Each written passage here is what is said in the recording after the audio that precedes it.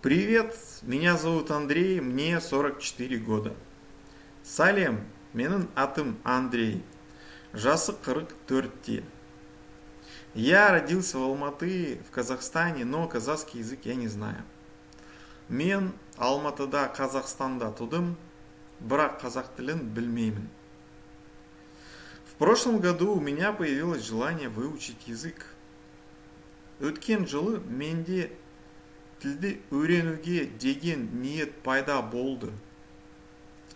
На доске объявлений я нашел репетитора, и мы с ним начали занятия.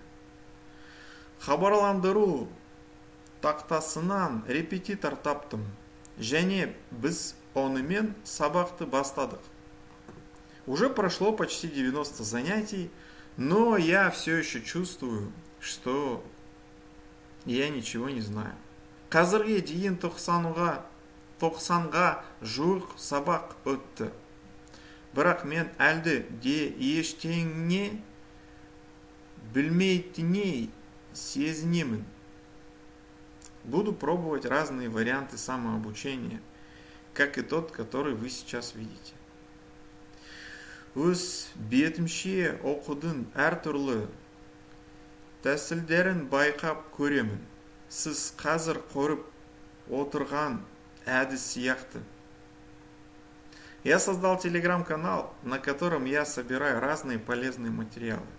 Мен телеграм арна аштым, онда әртүрлі пайдалы материалдарды жинап жатырмын. Кому интересно, ссылки будут под этим видео. Қызығушылық танытқандарға сілтемелер осы видеоны астына болады. Про себя я могу сказать, что я труднообучаемый человек, которому трудно сфокусироваться и довести какую-либо задачу до конца. Өзім туралы айтар болсам, мен үйренуге қиналатын, назарын шоғыландыру және бір істі соңына дейін жеткізу қиын адамның. Если вы считаете, что вы тоже труднообучаемый человек, возможно, вам будет интересно следить за этим экспериментом.